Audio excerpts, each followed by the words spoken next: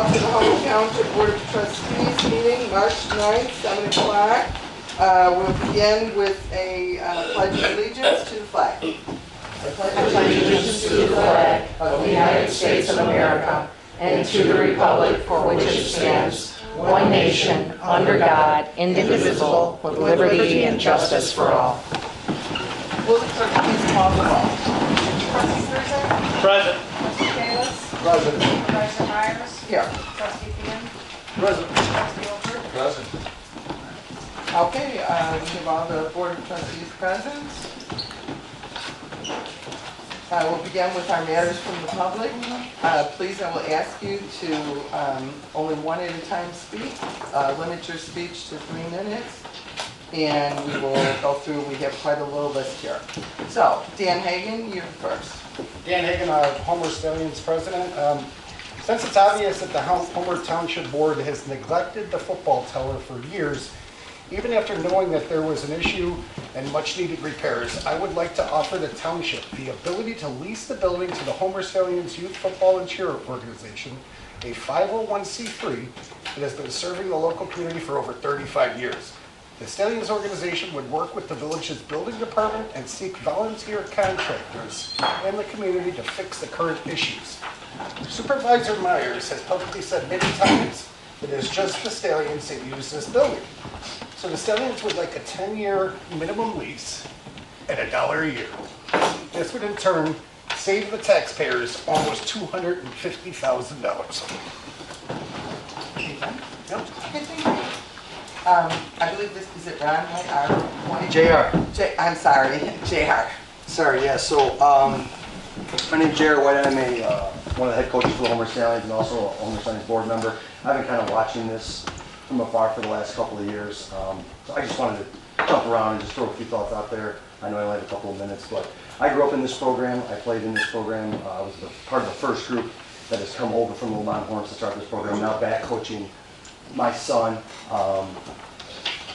And last night, I'm not on any social media, so last night my wife said, read through what is going on. Some things really struck the chord, that our program was called odd, or the tower's not important to our program, or just some negative vibes to our program, and it really struck a chord with me because for 35 plus years this program is doing tremendous things for the community, for all of the children that come through this, and the tower is the focal point of our facility. When you drive down the road, you see the tower, you pull in, you see the tower. This tower is housing the equipment that we train these children to properly play the game safely. We watch film in the tower, we announce, play music for the cheerleaders to cheer in the tower. We're announcing games. I couldn't imagine these children not being able to hear their name for making a good tackle, scoring a touchdown, making a good block. I mean, it's vital to this program. They deserve it. This program is in a day where we're all fighting the same battle of children glued to their telephones and on bad apps and playing video games. We're taking 200 plus kids and we're teaching them to play a sport and exercise and take these values that they learn on the football field to their life. I was able to play high school collegiately, and I credit a ton of my success to the Homer Stallions program. And I just think that for us, is a time we take a step back and remember everything we're doing is about the children. That's why we coach. That's why we have this program. And I just feel at some point in time, is there a way we meet in a happy medium, find a short-term solution and put a long-term plan. I can't offer much. What I can offer to the township is my family owns a very reputable construction company, residential, commercial, industrial. I would love the opportunity to come provide a quote to the community for a side-by-side quote to what you've already received, and then a separate quote for the windows, and maybe get these groups together. We all want the same goal. We need you guys need this for the community, and anything we can do. Again, my name is J.R. White. I would love to be considered for that and at least start that process. We need to get this resolved. Again, it's about the children. Thank you. Outstanding. Jack Fleming. I just had a couple of questions regarding the tower itself, and maybe some of these can be answered in the discussion. I didn't hear the word insurance mentioned at all. Was there ever a claim filed for the windows? Do you want to speak first, and then do you want me to answer your question? Yeah, I just want that addressed. there was some insurance claim. Was there an insurance claim? No, not specifically for the windows. There have been, at least since I've been supervisor, there was insurance consulted for the shingles on the roofs that kept coming off. But the windows are not the only problem. When we did contact the insurance company about the roofing shingles, we had been told, again, and this is not a negative thing against the group, but to be honest with you, the Stallions used the tower, and, you know, for those 3-4 months, staff, we're not going in there. We have agreements with the sports groups that they report to us when something is malfunctioning or whatever. So we were told that they thought, Stallions thought that the roof was leaking. I have to find my timeline, but it could go back to like maybe 2014. And so we did contact the insurance company. We had a bad windstorm. We contacted the insurance company. The insurance company said that the roof was not leaking. They would only cover the replacement of the shingles, which later the board actually did make up the difference and paid to replace the roof anyways, just to be certain. But at that time, our insurance company recommended that we consult a structural engineer. And the board was given a memo and a report on that, and that was the one of probably the only 2 meetings I've ever missed. And they were given the opportunity to contact a structural engineer at that time. There were different trustees. They were not interested and just said, go ahead and replace the roof. So that's what we did. So the windows themselves have not been claimed for through the insurance at all? No, because the windows are not the only source of the problem, and they wouldn't pay for just normally replacing windows. So the bid that you got from Passion is $240,000. Can you put that on the website for us to see that? when the board makes a decision to award, then we can make it more public.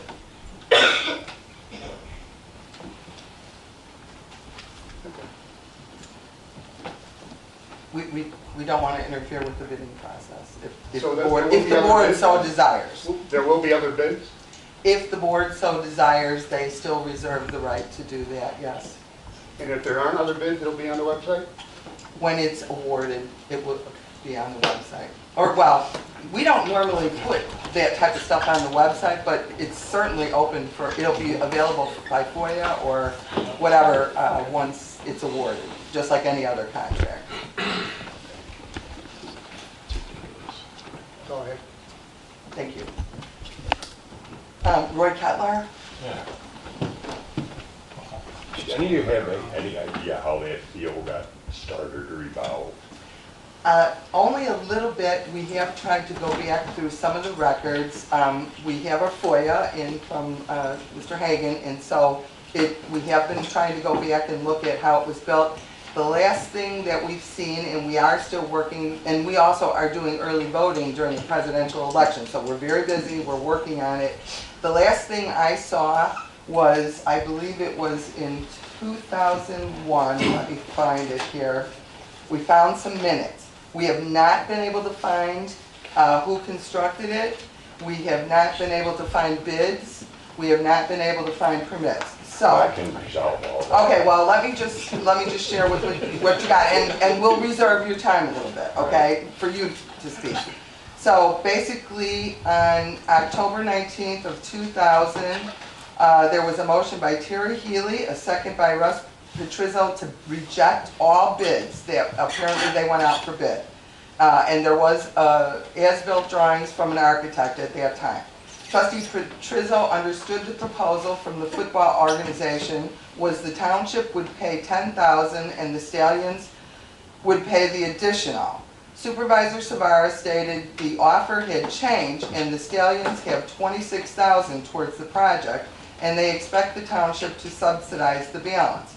He asked the board what they wanted to spend for the project. After a brief discussion, it was decided the acceptable range would be between $45,000 and $50,000, with the football organization contributing the first $26,000 of the cost. A meeting will be set with Jim Daly to rethink the design. That was, again, October 19th of 2000. On February 5th of 2000, the Stallions are anxious to move ahead on the announcer's booth, and Trustee Fazio felt the township could save money by being its own contractor. Trustee Fazio will organize the effort. July 2nd, 2001. The football announcer building at the sports complex is complete outside and the interior work is moving forward. And we find no records of permits or contractors or anything like that. So now, sir, resume your time. Originally the field, we went to the township and asked if we can use it to make a football field. And they agreed. So I done the engineering on it, the layout, the surveying, and stamped by a certified engineer. And they okayed it. And I donated all the excavation and installation of the whole field. And the goalposts, and the scoreboard. And I got funding from our local senator, Board of Lighting, which didn't cost Homer Township a penny. I helped with the construction on the announcer booth. I was a union contractor. And it didn't cost this township a damn penny for that field. It's me, a lot of my time, equipment, and a lot of volunteers. When they put the sod down that field, I would estimate, without exaggerating, there was 200 kids and parents there. They couldn't bring the sod fast enough. All volunteers. For something for probably stat-wise, I'm guessing between 2,000 and 4,000 cheerleaders and football players came through that program. And you can't do anything to help it. And you got, I mean, I didn't look at the bid, the numbers, but $240,000 is total absurd. I don't know, if you want to pay that kind of money, I'll come and do whatever you want at your house. Well, I have new state-of-the-art color windows put in my house. The most expensive in the world, custom made to the sizes. It only cost me $20,000 per, not as many as windows, but bigger patio doors and everything. And there's 18 windows in that building. And it's a masonry building. What could be possibly wrong? I have no clue, other than you hired somebody to invent something. well, I disagree with you, but there's 20 windows and there's nothing. 18 windows. I just went and counted them. Okay, well, I mean, I can that's count, what, unless you want to that's what, count the windows on the side of the door. I'm just telling you what the proposal says, but Yeah, also well, there is nothing wrong with, get a there's bid. nothing You wrong hire with the somebody. football field. Just like getting an appraisal on property. You can get a high appraisal and you get a low appraisal. That's depending on who you want to hire and who you're presenting it to. If you're Okay. getting property condemned, which I had condemned, Forest Reserve got the low appraisal. I got the high appraisal. And they were miles and miles apart. It's the same thing as whoever you invented to get your quote on the structural thing. You can do whatever. Okay, thank you. Yeah. There's nothing wrong with the football field, so, and I appreciate your donation on behalf of Homer Township and your family I've known for a very long time and are very reputable people, so I want to say that. And again, I am not engineering anything. The board has instructed me every step of the way, or my office, to get a structural engineer, to go out through the job order contracting. We are required to get permits, we are required to pay prevailing wage. I don't know if this price is good or bad or whatever, I'm not speaking to that. I'm simply saying that we contacted professionals, we contacted structural engineers and the village building department, and these are the results of the reports. Let's go on to the next person. That would be Larry Kilmer. Yes, ma'am. Oh, no, wait. Yeah, I did skip you, Larry. I'm sorry. I'm sorry. I went ahead and got Mr. Ketler. I don't I'm sorry. mind. Anyhow, 3 years ago, the Stallions approached the village, the township, gotta correct that, the township to replace the windows at our cost, and we were denied. We were told no. You know, we were gonna pay for the windows, okay? Structural engineering came over, we're told you spent over $80,000 to have that. No, 8,700. $8,000. $8,000? Okay, thank you for the correction, $8,000. For 6 hours, they sprayed the building with rust water. They defaced the front of that building. There's a big, huge rust mark on the front of that building. I'd like to know who's gonna clean that rust mark up. I think you guys should. You did it, you should fix it. It will. Rumor has that we're, going off my notes, that the building was built by volunteers. Roy Kettler just took care of that. I was told from past that all repair work over a certain amount has to go out to the general public for bids. Are you sending this repair work out for bids? Okay, so, as far as time frame and what the Stallions offered, I would like to just correct that the minutes from the Park and Rec Committee, the Stallions offered to pay 25% of $12,000. They did not offer to pay for the full amount. But regardless, that was a proposal that the Stallions went out, or Dan, I'm not sure who, went out and got, and it was for a standard window replacement. Again, the township by state law is required to pay prevailing wage. Contractor has to meet certain circumstances. And yes, any project, any public works project over $20,000 is required to go out to bid unless, and this particular organization is a job order contracting.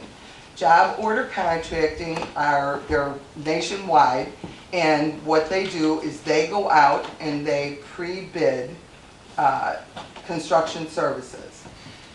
We are in a agreement with Naperville, the city of Naperville. They have engineered this job order contracting a program, an agreement, and that is, Passion is the company that was awarded the lowest bid out of all the nationwide contractors that bid on the job order contracting.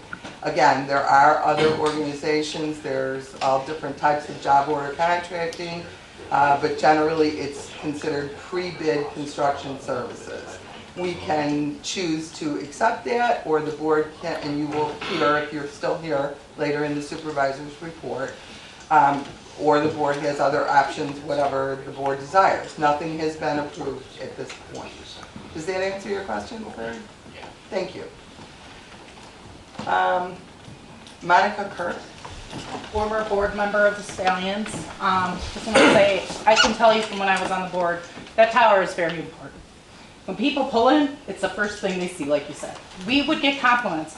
You know, your people, if they're talking, they know what they're talking about. The kids love hearing their names. Having a wait team come in and say that, that's huge.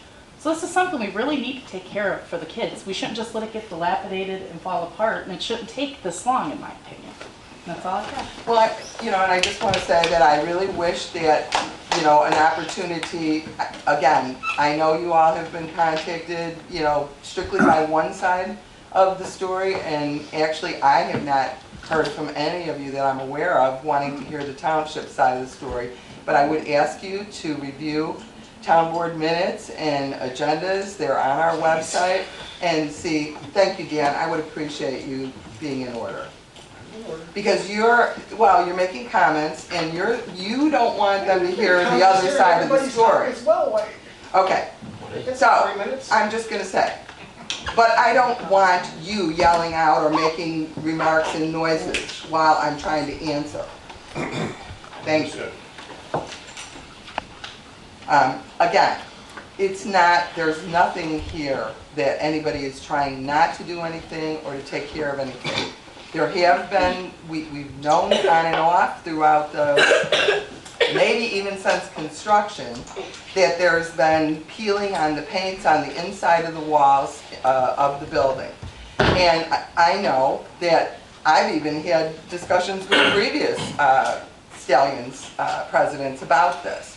There was a thought that was due to not putting a proper primer on first. We were hearing all kinds of things.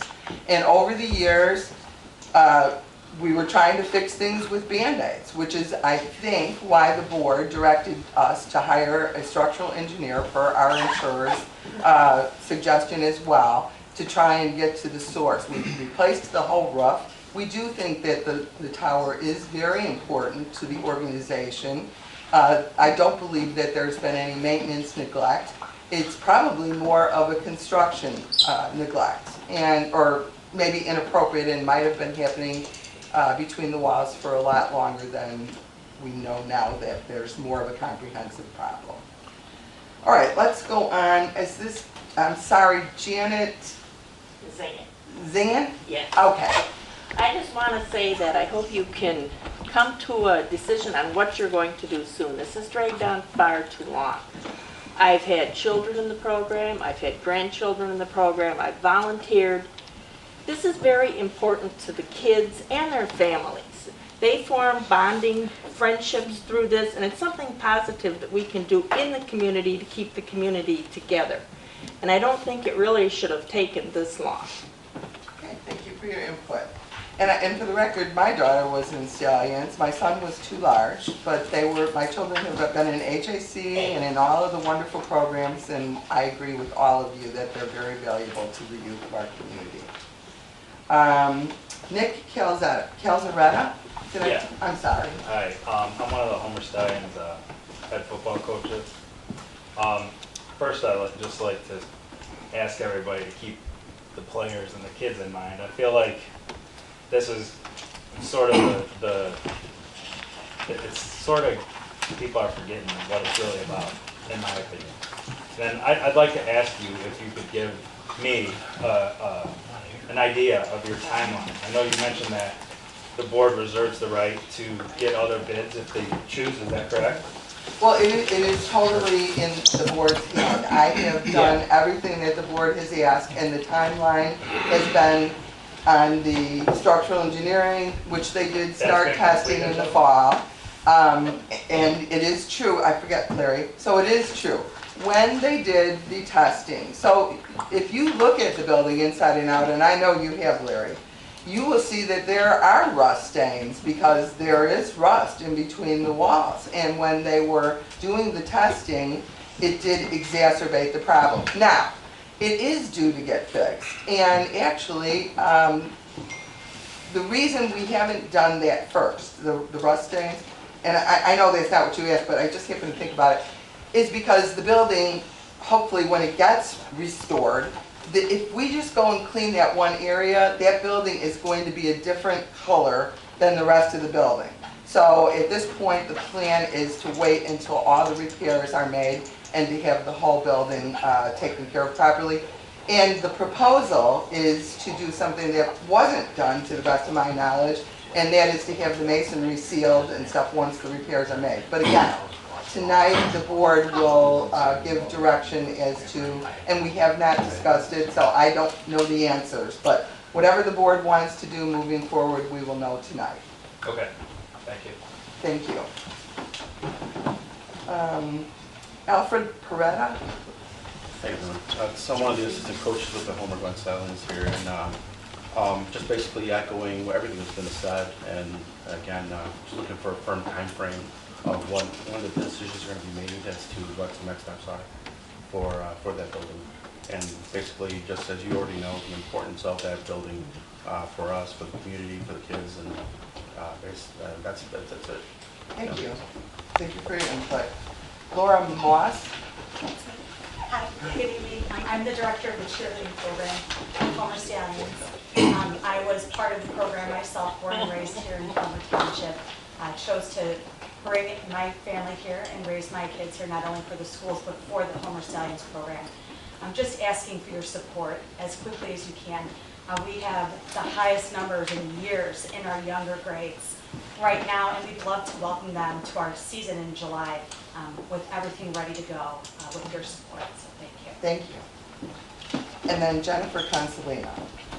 Okay, I have two questions.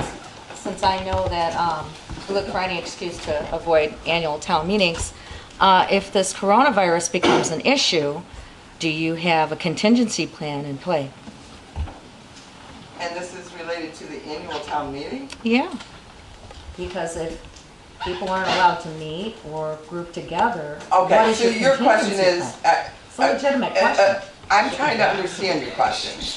I'm just trying to understand your question. So your question is, if because of the coronavirus, we cannot have an annual town meeting, is there a contingent? Okay, thank you, now I understand.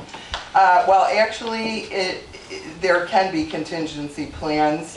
There's nothing that says that it can only happen that way, and I believe you know, because we've had a special meeting of the electors, that other meetings can be called.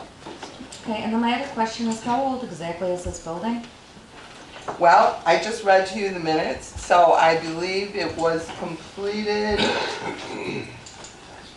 in, it says, the football announcers is complete. No, this building that we're seeing. Oh, this one, I have no idea, this is from the late 1800s, if not, I have no idea. Okay, Well, now- the township has been since 1836, but the building wasn't built in 1836. Did you do a structural engineering report before you did the windows last year?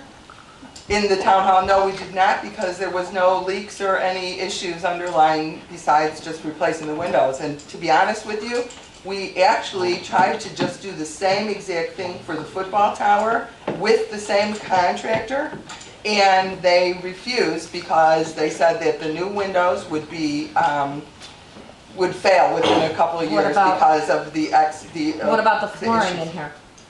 What about the flooring in here? Saying there was nothing wrong with the flooring whatsoever? We didn't replace the flooring in here. Hasn't been replaced, huh? Okay. But did not need a structural engineering report. Okay. Well, if we didn't do anything to it, I would say it doesn't need a structural engineering report. Oh, sorry, new flooring in the new township hall.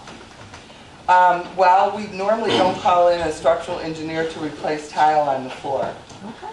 As long as you're on the record saying that, okay. Okay, well, I am. So, that being said, that was all they signed up, and thank you very much for your input. Okay, we will move on to the town's accounting. The board has been presented the February 2020 accounts payable and receivable, and I would entertain a motion. I'll make a motion to approve per discussion. We have a motion by Kruzak. Do I hear a second? I'll second it. Second by Fion. Any discussion on the motion? Hearing none, will the clerk call the roll? Trustee Kruzak? Yes. Trustee Kalis? Yes. Supervisor Myers? Yes. Trustee Fian? Yes. Trustee Ober? Yes. Thank you, motion carries. We have no line item transfer of the budget appropriation, no current funding contribution request. That will lead us to Highway Commissioner Mike DeVivo's report. Thank you, Madam Supervisor. I'd like to start with a question. Are you kind of looking for a preliminary budget for your next meeting? From you? Yeah, for the road district. What is, I mean, Well, we're in we're, March, so that would be April. I mean, if you want, but we're not prepared to Okay. put forth, normally, I'm gonna guess that we're probably maybe around May. I know you've asked me a couple times, I told you, just don't wanna be ours is behind. a lot more It involved, is, I but, agree. but we will definitely, you know, work with you and meet the timelines, but I'm thinking it's probably gonna be closer to May. Okay, that's fine, thank you. Do not expect the voter turnout that we get every day too, so. Okay. On one note, we've already gone out this year for bid for salt for next year. This year, we didn't go with the CMS, bidding with the state of Illinois and Central Management Services. Because, again, I may have mentioned this, we don't get our bids back till September, October. And if we ever get into a situation where nobody bids, we'd start a year off without salt. So we got into a consortium of townships, public works departments and counties. The Will County Township Highway Commissioners got together. We went out for bid. I got pricing already. It's in line with this year's pricing, and I'm just waiting for the contract. We're at $99 a ton, which is, I don't know, it just keeps going up. I don't know why. It's just salt, but it does. What we're going to do this year is this is different because we're going to use all treated salt. And the reason we're gonna use all treated salt is because if we don't, we have to store magnesium chloride or calcium chloride in tanks. We have to have calcium chloride tanks in all the trucks, and we have to have distribution systems to mix it. You know, it's expensive, it's hard on the equipment, and I don't like using calcium chloride. So all our truck salt now will be pre-treated, and we won't have to mess with the magnesium or the calcium chloride anymore. So we're already ready for next year's salt, and we're 9 months ahead of every other year. So that's my report. Any questions? Thank you. No, thank you. Okay, our assessor is not here. He has a bout of the influenza A going on in our office, so we're also short-staffed. But we're all still good, so you don't have to put your mask on, we're good.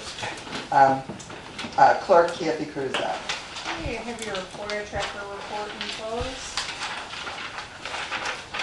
I'm also looking for a motion for the February 10th, 2020 regular board meeting minutes to approve them. I'll make that motion. And we have a motion from Theon. Do I hear a second? I'll second it. Second from Olford. Any discussion on the minutes? Hearing none. All those in favor of approving the February 10th regular board meeting minutes, please signify by saying aye. Aye. Opposed? Abstained? Motion carries. In regards to the Open Meetings Act, I want to remind the committee chairs to have their members, the volunteers, please submit that and finish that. Not everyone has completed the requirements. In regard to the statement of economic interest, they have been submitted and provided to the Will County Clerk. And I want to make sure everyone is looking for that and to adhere to that. And also, that should be done soon, as it's a legally mandated filing requirement. Therefore, if you do not receive this notification, please check with me and make sure they have the correct contact information. Early voting has begun, and it is available from March 2nd to March 13th from 9 a.m. to 3:30 p.m. Monday through Friday. Also, in regards to the Record Disposal Act, a second application has been submitted to the Illinois Secretary of State's Management Division. We have permission, and we will dispose of obsolete records according to state guidelines. In regard to the annual meeting on April 14th, 2020, I have a draft agenda indicating basic items that are required to conduct business by the Illinois statute for the annual meeting. Additionally, the Board of Trustees are provided 3 separate petitions submitting, requesting various items for consideration to be included on the meeting agenda. We received a petition from Mr. Steve Ballage, Ms. Dan Holtz, and Mr. Tom Feehan. The Board of Trustees shall adopt an agenda for publication. The agenda published by the Township Board shall include any such requests made by voters if the request is relevant to the powers granted to the electors under the Township Code. So I'm asking the Board now to discuss and make a motion to approve what they would like on that agenda.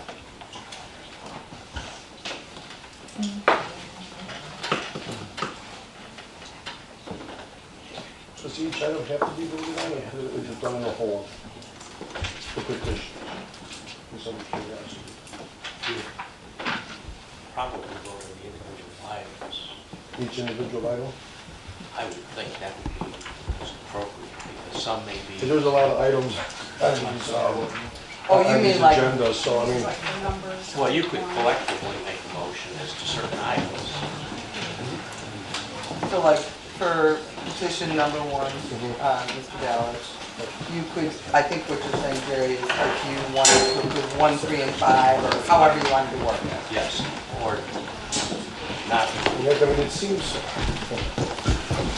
I understand, that's what I was asking, I understand, just that there's a lot of things on all these petitions here that's gonna keep, okay, I get it. So maybe start with Mr. Ballard and go from there. Well, yeah, we're gonna, because that's the way it's listed here anyway.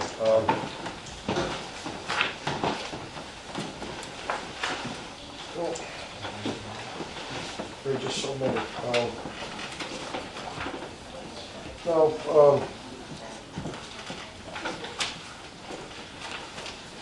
there's repetition in the petitions too. Well, I mean, I'm just wondering if it would be better just approve it, all the items, and then just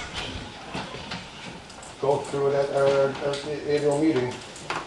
Because it's fine, I mean, just to start picking 1, 3, 5, or 10, and 12, because there's a lot of stuff here. A lot. It's up to you if you want to make a motion. Well- What do you want to do? I just like to say, in these petitions, a whole lot of what's in these is not allowable to the electors. It's not, they don't have anything to say about it. So, just to do a mass approval of things that the electors aren't allowed to approve or disapprove makes it a waste of time. And especially, start with the ballot one. A bunch of what is on here has already been done. Well, I've noticed that, I mean, so it's really kind of irrelevant if we just approve it all in one batch. Well- Because it could be addressed at the annual meeting as being, this is already done, so it's kind of a moot point. When this petition came out from Mr. Balich, we were already in the works with the Knox boxes, per se. I mean, so I know that's been done, which is on his agenda.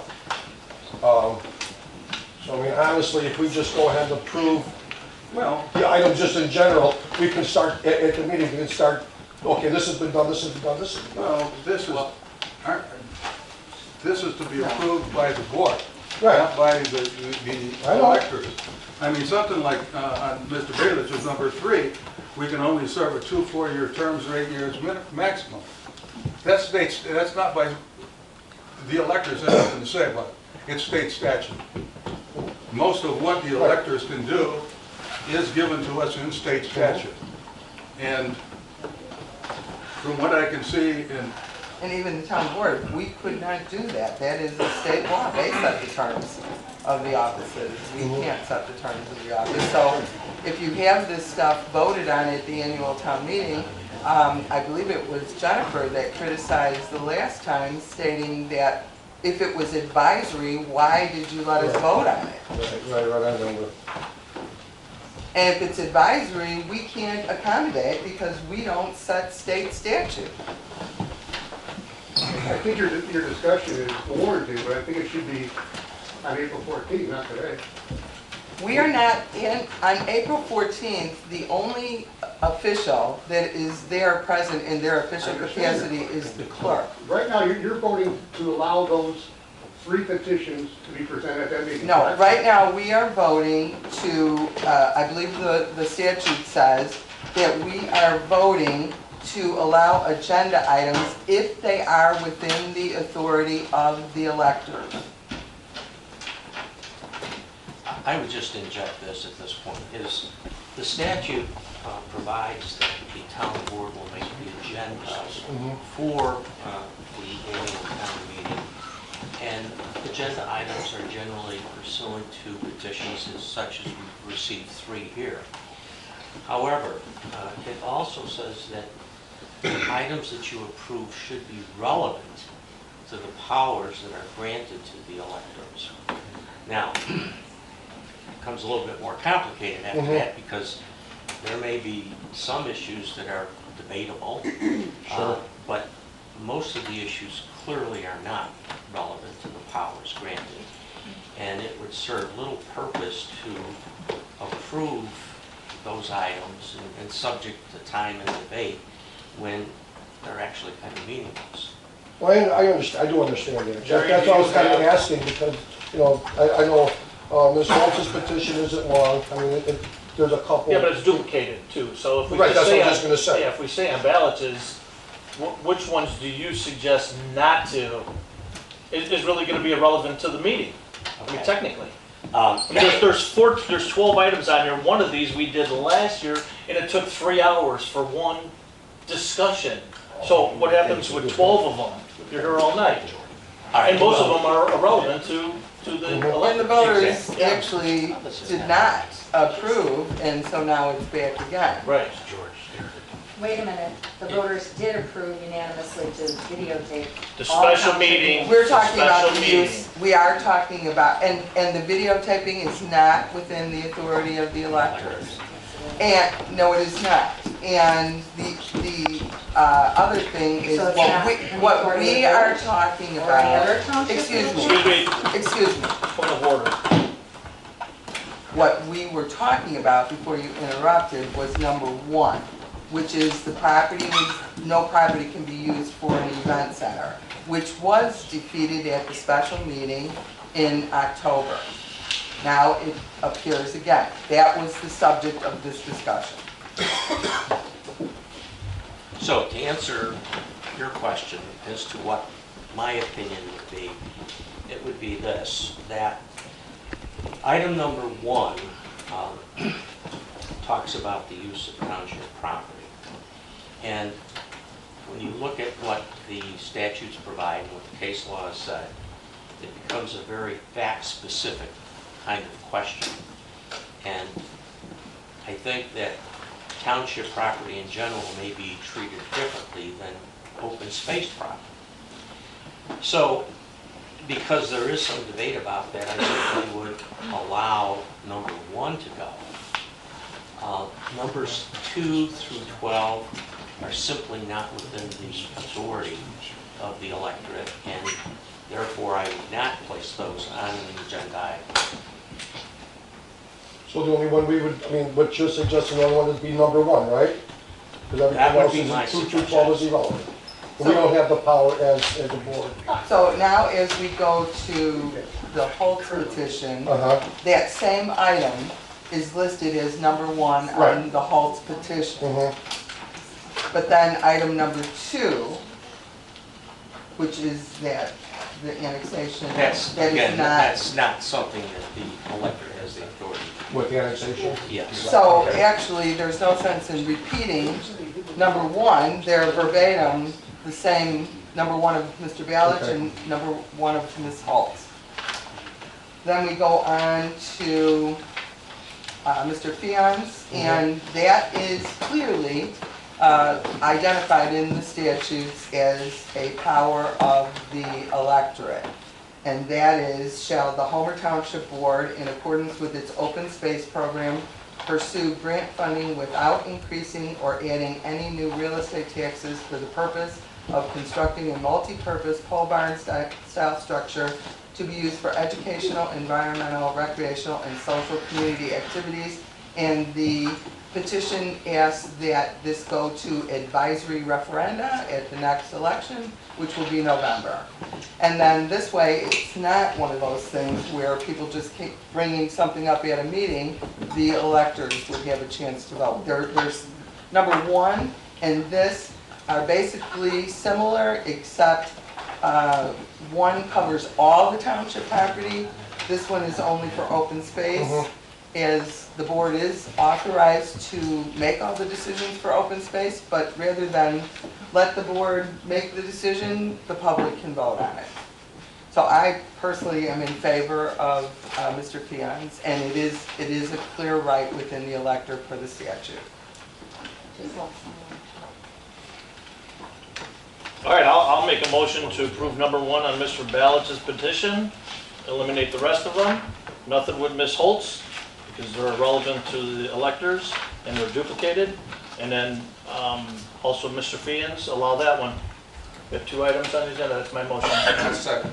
We have a motion, a second. Unfortunately, because there were questions, we did have discussion out of the motion, but is there anything brief from the board at this time? Hearing none, I would ask the clerk to call the roll, please. Trustee Kalis? Yes. Trustee Kruzak? Yes. Trustee Fian? Yes. Trustee Olford? Yes. Supervisor Myers? Yes. Motion carries. All right, let's move on. Go on to the supervisor's report.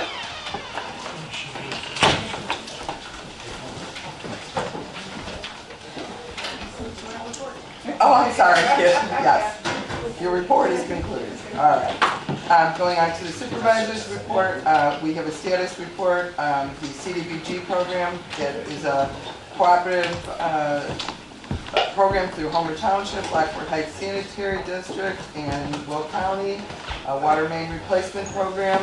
At this time, pay request number 2 has been approved, and it is awaiting reimbursement from Will County.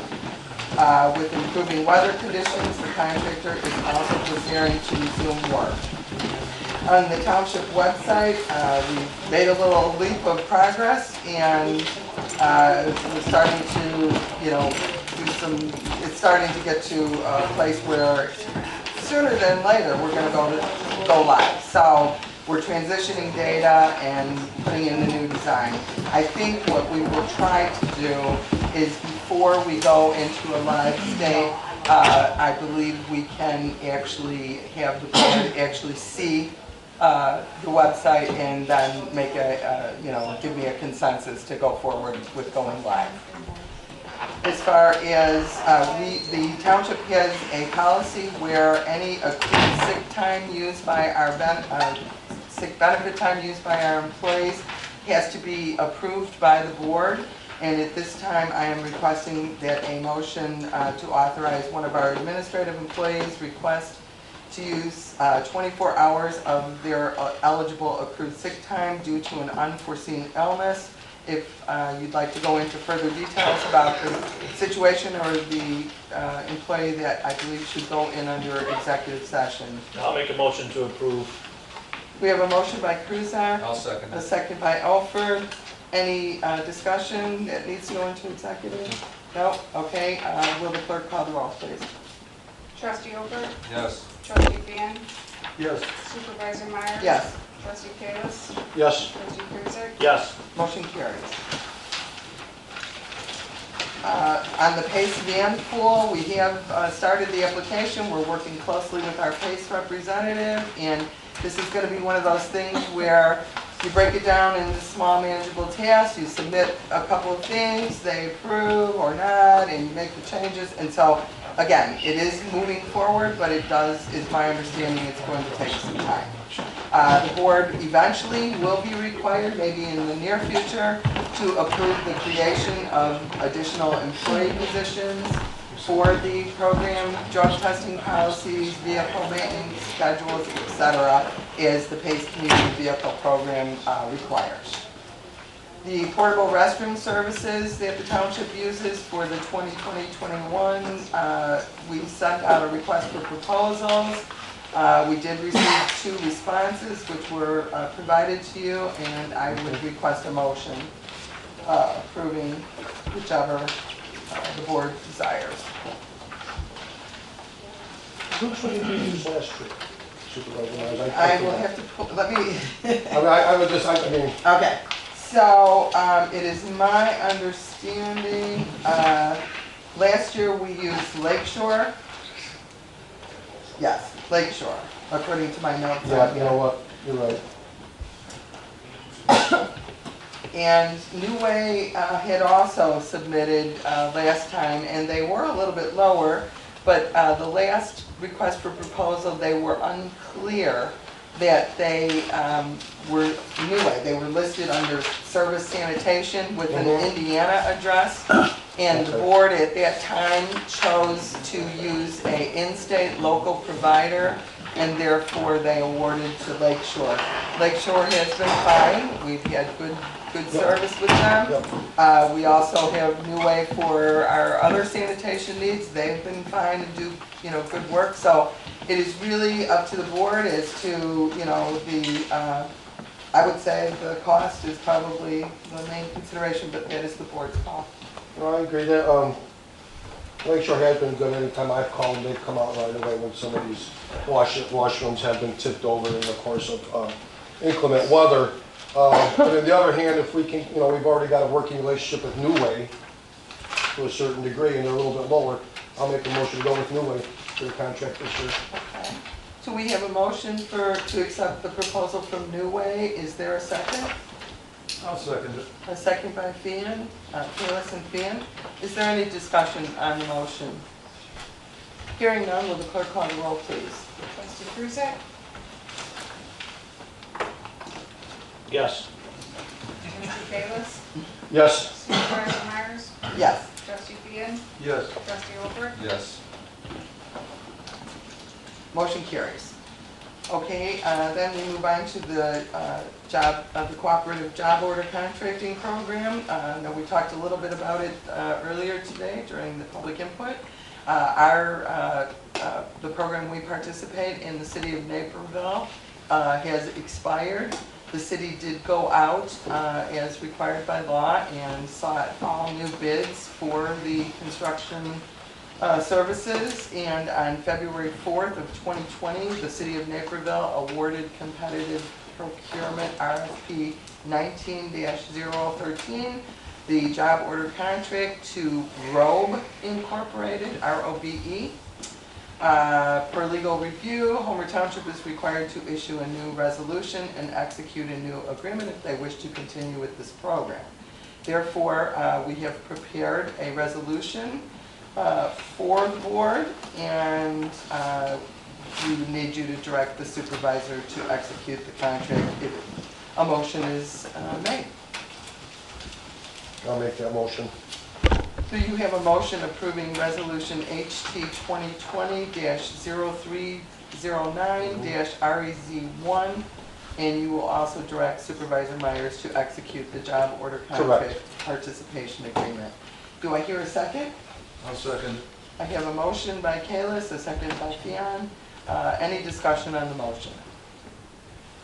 Hearing none, will the clerk call the roll, please? Trustee Fian? Yes. Trustee Alford? Yes. Supervisor Myers? Yes. Trustee Kalis? Yes. Trustee Kruzak? Yes. Motion carries. The sports field irrigation system service agreement is due for renewal. It's been submitted with Razor Edge with no price increase. They've been doing a fantastic job, and we finally have very few issues with the irrigation system at both sports complexes, that being soccer and the town center. I would solicit a motion to approve the renewal. I'll make that motion. We have a motion. Do I hear a second? I'll second. We have a motion by Fion and a second by Kruzak. Any discussion on the motion? Hearing none, will the clerk call the roll? Trustee Kruzak? Yes. Supervisor Myers? Yes. Trustee Alford? Yes. Trustee Fian? Yes. Trustee Kalis? Yes. Motion carries. On the senior housing, all of the rental payments are current and all available units are occupied with lease agreements. We did have a meeting with the residents and it went well with the Knox box installations. They are completed per the specifications of the Homer Township Fire Protection District Deputy Chief. Deputy Chief Bricker will schedule to make, we still need him to schedule a final inspection where he will place the keys inside the box and lock the keys of the boxes as soon as possible. I do have an update after the agenda was prepared, excuse me, that Deputy Chief Bricker is going to do the last inspection and the key testing for Tuesday through Thursday of next week, March 10th, 11th, or 12th. And otherwise, we are set to move forward. As far as the Morris Park property, we have some very exciting news. And I have provided you all with a recent update from MI Homes that just came in at 451. But initially, I had been meeting with the City of Lockport and Lockport Township Park District and MI Homes regarding a concept site plan for the development of property located west of Victorian Crossings neighborhood between 163rd and 167th Street. This is adjacent to Morris Park. It kind of makes like a little horseshoe. I do have one diagram if anybody is interested or needs to look at it for the development. So what has been going on is normally this property would be annexed to the City of Lockport. And with a municipality, when they annex property, the township no longer receives any impact fees for the parks. The same is with the Village of Homer Glen. Any of the properties within the municipalities, if they annex, the township no longer receives the park impact fee. And the park impact fee is supposed to offset the need for new residents coming in and having the facilities. But in this case, we have been working with the city of Lockport and with the Lockport Township Park District and MI Homes. And from a planning perspective, we all have agreed that because Morris Park is in the immediate vicinity, instead of putting like little pocket parks in the development, the contractor and the city would like us to use it for Morris Park, for improvements and things like that. A developer can contribute land or cash, and this particular offer right now, which is still in negotiations, is for us to receive some acreage, probably a little bit over 6 acres on the east side of Morris Park, which would enable us in the planning stage. I know the Park and Rec Committee has been trying to look at site plans and improvements and a grant, but this would enable us to expand parking, which is very, very much needed at Morris Park during game days and stuff, and also to move the top playground area that is really in an unsafe spot right now. It's off of a gravel utility road, and during games, people park on both sides and kids run in between. So this would allow that to happen, and there is the potential for a cash donation for the balance of the impact. The Lockport Township Park District, we've met with them, with their director, and while this is very uncommon, most municipalities have never, or districts have ever reassigned their impact fees. However, the district board is willing to allow Homer Township to get the property and the impact fees in lieu of them normally receiving it. Normally Lockport Township Park District would receive it. So at this point in time, we are still working on the negotiations and just trying to meet with the developer, trying to see if we can, get them to maybe do a little bit more. We also want to make sure that the developer is going to be able to convey the property to us in standards that we don't have to do engineering, don't have to do development, things like that, that it would be seed ready or parking lot ready. And so these are the kind of things that we're working on. And I actually just received, like I said, something from MI Homes now, starting to put forth stuff in solid writing. Of course, the districts, all the districts in the city, our legal counsels are starting to review everything, and it appears that this is something that we can legally do. And so I just wanted to share that. It's a first-time thing. It's a very good example of municipalities and districts and townships working together to try and do things for our recreation and for our children and our families. I will, keep the board involved. The board would absolutely be the final word on any agreements and stuff. They would have to approve it. The other thing is that the Park and Rec Committee has been also looking at site plans and investigating early stages of grant opportunities. And these entities have also said that if we are moving forward for a grant application to develop, the parking in the tot lot and what have you, that they would show support for us in the grant application and would avoid applying and competing with us at the same time. So it's very exciting news. It's not something that's ever occurred in our community before. There's never been an opportunity to recover the impact fees of the municipalities. It's very exciting. Does the board have any questions about this? No. Or any? Sounds good to me. Very good. It's very nice. All right, let's go on to the town center sports fields. So the first update is that the baseball safety net repairs have been completed, and to the best of my knowledge, still looking good, and we will continue to monitor with HAC and staff. Then we go on to the football announcers tower repairs.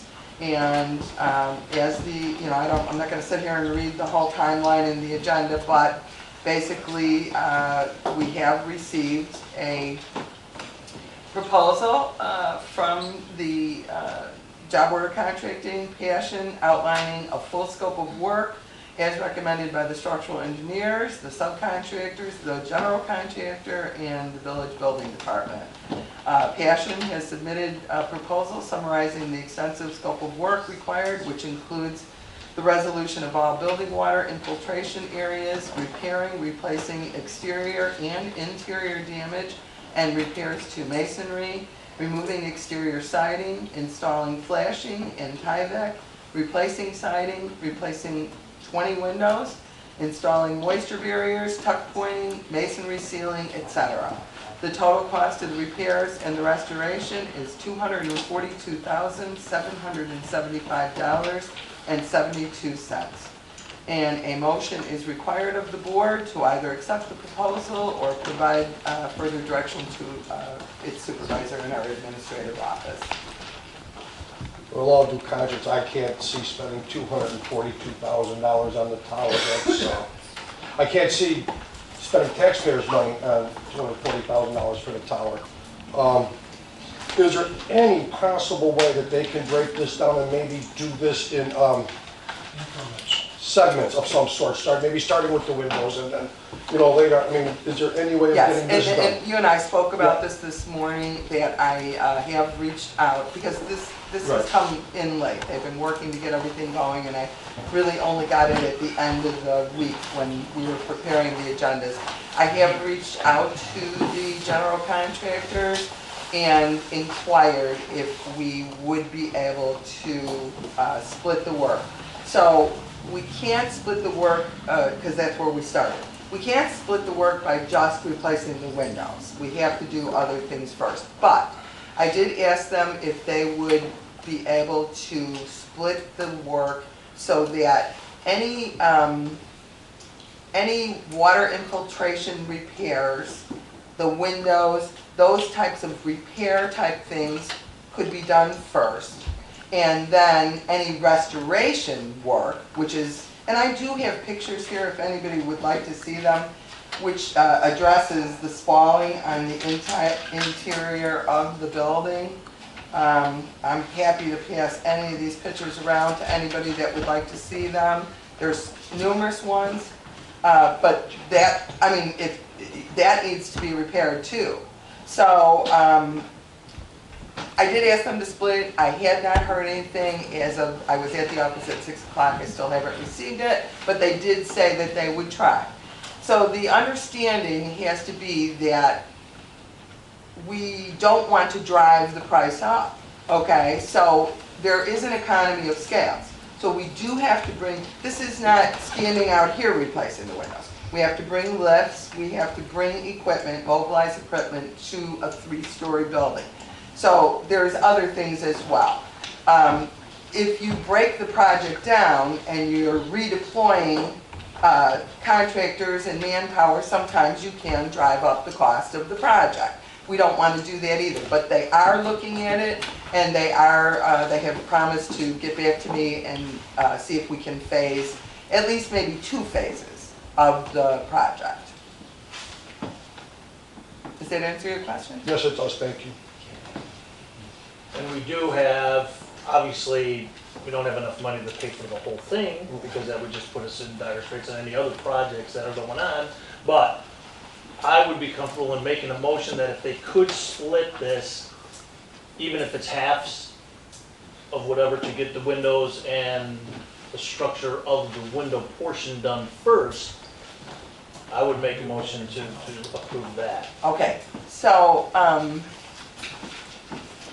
do you have the motion, Kathy? There is no They motion. could split it, as far as I got it. Okay, you want to repeat? Just, I want to make sure that we're getting the motions. Anything to do to getting the windows done, if they can split it to get the windows done and the water leakage, if that's one portion, that they can split that off of the tuck pointing and the other stuff. The end stuff, Right. sealing, I would make a restoration. motion to approve that. That would be step 1, and maybe this is a 2-phase series of getting this tower completed, because obviously, the only other thing, and I hate to say it because I'm not going there, but the other thing would be condemning and rebuilding it, but we're looking at that kind of money, and it's not what we want to do. Okay, Not so, what we yeah, want to do. so technically, it's a piece of Homer Township property and it does need to be repaired.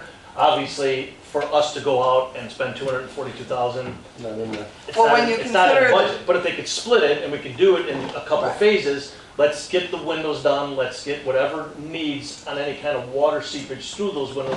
That portion of the project, if they can split it, I would approve that, or. Okay. Well, and I will let the board know as soon as I get, I Right. will give you the information from the, contractors, but I'm hoping that we can split it.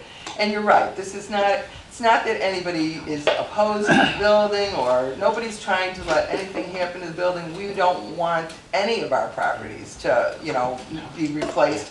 We've had to demolish a few properties out at Trantina, and it was very difficult to make that decision, but the cost did outweigh the historical benefits, so it was very difficult, but we do not want to do that. But again, considering that the property taxes that we collect to manage 9 parks and pay staff is we just got it up to close to $300,000. So when you think of that amount of money, and it doesn't get paid to us immediately on our fiscal year on April 1st. It gets paid in 13 different tax distributions throughout the year. So if we cut that fund very short, we will spend the beginning of the year with no way to operate or maintain. So we're trying to look at that. Dan, you raised your hand. I think you're going to offer Stallions to pay 25% again. Say again? Are you going to offer for Stallions to pay 25% again? I'm curious as to why we would step away from what the status quo has been of 25% and want to split it with us. For one, would be my first problem with that, we would be more than happy, as I've said numerous times, to split the 25% cost. I've also said numerous times that there's no way that we should be liable for an issue that you've all known about for going on 10 years, that you've all admitted to, so that the problems with the building have been because it has not been maintained. No. Did nothing. Dan, did anybody say anything about the Stallions participating in this? We just said for the split it. No, for No, the no, no. township, the He's talking about 242,000. splitting If it's the 120,000 that we phases. pay to get it fixed, we'll take care of that. And then maybe next year or the year after that. Well, I mean, obviously it's township property, that's what I'm saying. My I motion. thought your motioning was to split it. No, No, his The way you said that we motion- were. I know you can't afford 120,000 to do the His football tower. motion is, if, what I reported on before that was, I have reached out to the contractor, we're trying to find a way to split the scope Split the of bid. work. His motion is to move forward with that. Was there a second? There was not. Okay, let us get a second first, and then you raised your hand again. Well, we need to hang on because your motion was very long and you weren't very specific. So I have a motion to have the board get windows and address immediate needs.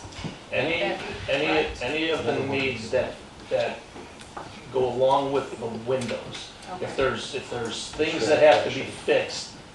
The that are- repairs. The repairs that have to be fixed to allow to installation of windows to be put in so that the thing can be occupied. Right. I want to make sure I understand. So, any of the repairs, like the siding, is where a lot of the leaking is coming in. You want that to be in the first phase. Any repairs to stop the water infiltration. Yes. Okay. And then, any preventative in the future, like sealing of the masonry, The coloring of the building, the staining, all of that stuff. the interior, if it is, I don't know, but the interior removal of all the spalling and whatever, I'm waiting to find out if that can be done at a different time, and we also need to know if it's going to drive, if splitting it will drive the cost up. We don't want to do too much of that either, so. So you're saying I just want to make sure, so the motion is if we can, wait, I can't even read your writing, Kathy. I'm All sorry. right, motion to get windows done and stop water infiltration. Right, the motion is if they can split And the scope to first address the infiltration and repairs. And then, later, do the restoration and preventative. Is that the motion? That's the motion. And who's the second? Who's the second? I'll second. Okay, we have Kruzek and Kalis. I almost called you Kalis. Anything to move this Okay. forward. All right, so that is the motion. Okay, and I'd just like to clarify one thing, okay? There's been comments here tonight about it being about the children. And believe you me, this board, it was always about the children. Because it was the safety when 50 cheerleaders, and Jennifer, I know you're smiling right now behind the camera, but you have a daughter that's in cheerleading, correct? And when 50, do you? I don't know if you do or I have not. a toddler. Okay, well, someone has daughters and young football players that go into that tower. It has an occupancy of about 8 because it's not constructed correctly.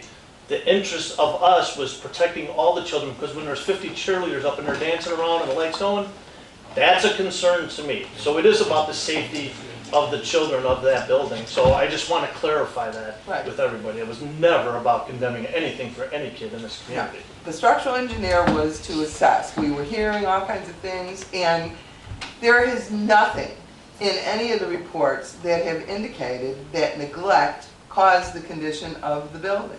Wear and tear? Pardon me? Wear and tear? No, it's some of it, it's multiple, it's windows- multiple things. So some of this has been probably happening from construction. The siding was not, there were shortcuts, let's just call it that. It was not professionally installed. We're looking at, we do need to install flashing, we do need to install weep holes, we do have to do some stuff with the siding to stop the water from infiltrating from there. Whether we did the windows or not. The windows, as you say, this is 2000 and 2001, nobody has a disagreement that the windows don't need to be replaced. Never have. What we want to make sure though, and from what we're told by the professionals, and we've called several of them in there, is that you can't put good windows into bad frames, into wet areas, and expect them to solve your problem. So, and we were fearful about safety. When you see, if you'd like to, if anybody would like to look at these pictures, when we see all this falling on the walls and bubbling and whatever, and you take your fingernail and you go on a masonry block and it crumbles, we wanted to make sure that this building was safe, which we did. And then, while we had the structural engineer out there, we also wanted to make sure, or to find out, what the source of the problem was, what's the recommended course for fixing, and to be honest with you, when you have a big project like this isn't a window replacement. We can't just say you didn't call a structural engineer to replace windows before, because this isn't the standard replacing of windows. So when you do this, we have to get permitting from the village. We have reached out to the chief building official there and brought them in with the structural engineering and what we're planning to do. And to be honest with you, had we not done that, the village was going to be, they're going to be requiring it for a permit anyway. They're going to be requiring that structural engineer, and they may still require additional drawings and things like that. They've reserved the right on that. So right now, that is what has been provided at all the board meetings and reported, is we've been going through those steps. And never, ever, did we ever say that Stallions were odd or bad or anything like that, or that we were trying to destroy the building or demolish it or do anything like that. It's never been an option, and there's nothing anywhere that would ever indicate such a thing. Okay. Thank you. So now we have a motion, a second. Is there any further discussion? Yeah, I'd like to just ask, for any reason, would we want to go out to bid and give somebody else a chance? Thank you. If it would save appreciable, apples to apples, save appreciable money. And I'm not talking $500. If you can knock $100,000 off this price or 50, but it'd have to be apples to apples, not wooden windows versus vinyl, not... Right, it has to be the exact scope of work to compare. And you'd have to pay prevailing wage and meet everything we have to meet. As a governmental entity. Yes, I'm sorry, JR? JR, and I Okay. apologize, I know let's. It's not normal It's that we redundant. have- Let's just say whatever's happened to get to this point, we can't correct that. But I agree that everybody we've spoken to says, and I think we're all in sticker shock at the $242,000. All of So I think all of us are. Your motion's wonderful. You know what I mean? If we can piece this thing together, we're all for it. Again, we want the tower as fast as possible. However, how do we get that out for bid? We all know people. We all have contacts. We all know. We are required by law, by state law, to follow a whole bid process, Yeah. which is going to, I've never known a bid to be less than 2 months. By the time, it's not us, because now we have the scope of work, so we actually have a lot of work done already with the scope. Sure, right, yeah. But we do have to publish, we have to meet laws for publishing, we have to have, give equal opportunity to all contractors to submit blind bids. Then the bids have to be open. Jerry, correct me if I'm forgetting Does that something. happen? They have to be analyzed and then awarded.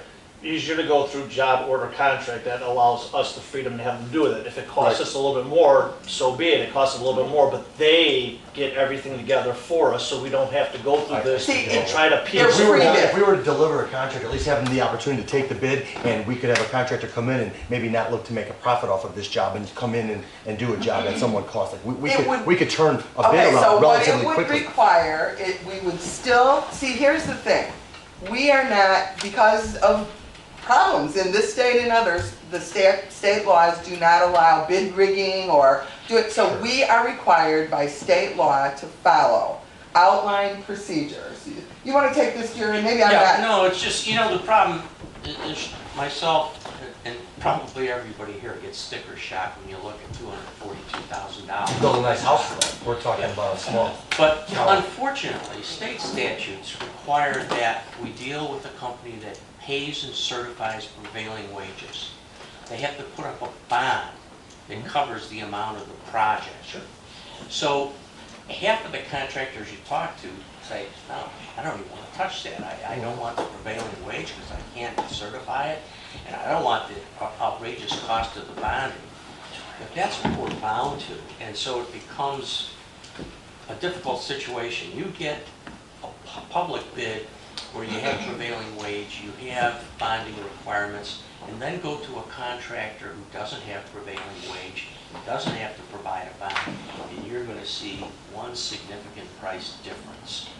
And that's what causes people like you and me to have sticker shock when we look at Because this. we have the ability to offer Right. a Yeah. reputable company Exactly. that can But meet that and drop the unfortunately, price. We'd like to have the option to we have can't somebody do bid that. on it. Right. We can't do it, and to be honest with you, I mean, maybe because it's been so long now since the construction, but we don't even know for sure exactly who constructed it. But that is also to protect the taxpayers in the event that there were changes in the construction, that the architectural renderings were changed in this case from the as-built that we saw. What was originally put out there for as-built is different than what was built. So there were changes made, there was a lot of stuff. So, okay, that was then. Nowadays, we're just not allowed to do that type of stuff. We do have a criteria that is required to be followed for this. We have an actual bid that, of course, we all believe is high, so we have a baseline where it's, from what I understand you're saying, other general contractors can bid on this work if they meet this criteria. Only if we put it out to a formal public bid. This job order contracting, I think what people are missing is job order contracting is pre-bid construction, and therefore, by state statute, as long as they bid all of their work in advance, we don't have to go out to a formal bid. So what they did, they and several other contractors, as you heard in my report, this new contract for Naperville was awarded not to Passion, who has had it for the last, I don't know, a couple different contracts, but to Rowe Incorporated. So what they do is they pre-bid everything. They pre-bid the cost of lifts. It's sort of like PPO insurance, your medical insurance. They agree that they are going to provide these services for these pre-bid amounts. And that's what they do. They put in all, there's really not a lot of decision-making other than you'll see that they will account for everything. So if a trash dumpster needs to be brought in, everything, it's all line items by the bid specifications. And this does seem very high to me and sticker shock, but I will say that the township has been doing the job order contracting for quite a while now. I believe we started in my first term. And we've always reserved the right to get proposals or to go out to bid after they've given us figures. And most of the time, if not all, it might be a little higher, but there have been times that the job order contracting is cheaper. But you have to compare apples and apples. We can't take a proposal for a window and compare it to the scope of work here. So, you know, again, it will be up to how the breakdown is. Me personally, I'm just gonna tell you, it is a lot of money, but knowing that we've been trying to solve this problem without a diagnosis, you know, it's like we've had a fever, so we've given it aspirin, we gave it a new roof, we did that. Knowing that that's been going on for a long time, I personally am relieved that we got a structural engineer, that we have a defined scope of work, and it is my belief and hope that this building will be right, will be restored, and be put back to full operation. So again, if we go out to a formal bid, it's probably going to take at least, I mean, even though we have the scope of work prepared, to do this, you have to follow certain steps, you have to publish for so long, you have to allow the bidders to submit and, you know, different things. So I'm thinking we could slow this project down by a couple of months, just going out to bid. Right, well, so it is a good idea to put it out to bid. I'm for that. The question is, are you all ready to wait a few months? We've already waited. Well, I know, people came tonight and said they wanted to, you know, we wanted money for the fall. We've asked for a timeline, I don't know. I mean, I think it is outrageous, and we do need to go to bid. It's gonna take 2 to 3 months, it sounds like, to get those bids. So where are we then? Okay, April, May, June? Yeah, so, but I do want to remind, okay, Well, but I do quite. want to remind the board, in an orderly fashion, we do have a motion, we do have a second, we have been going out of our order and trying to explain and answer questions, but we really, this is inappropriate for No, but you answered questions. parliamentary procedure, so we really need to go, and we do still have a big agenda, so we do need to go back on. So we have a motion, we have a second, that is John and Ed's motion. Did you, well, do we need to read it again, or you already know? So we have a motion and a second. I would say that the clerk would call the roll. Trustee Kruzak. Yes. Trustee Kalis. Yep. Trustee Oker. No. Trustee Peter. I think I have to vote no. Supervisor Myers. You know, I'd like to see a bid, but I've been doing this long enough to know that when they actually compare apples and apples, I think we're gonna still have sticker shock Most people are gonna bail. to do it the right way. And so therefore, because of that, and I wanna say that so that the record shows it, I'm going to vote yes, because I'd like to see this thing get taken care of and taken care of properly. And so we will have to work on the finances. Yes. We can't deplete the thing, but I No. want to honestly say to all of you that we have been building up capital reserves. Not only, we didn't think it was gonna be this project alone, but for OSLAD grants, for scoreboards that are leaning and, you know, Pace. you know. Well, no, this is the Park and Rec Fund only, so thank you, but so. This whole thing with Lockport and Morris has really kind of put a relief on, let's, you know, especially if we can split it up to make sure that this gets taken care of. Right. Can I ask you? Did we do a vote? Yeah, we did the vote. Okay, so the motion carried. Right. Okay. Just really quick, if the structural engineer comes back and says it can't be split into two separate. It will be the general contractor. Or I'm sorry, the general contractor, if they come back and say it can't be split into two jobs, Well- where are we then in this process? Is the township still willing to go forward, or is it something that has to be? Let's think the glass is half full on this. I don't ever like to think the glass is half empty. Let's hope they come back and say, yeah, we can do that.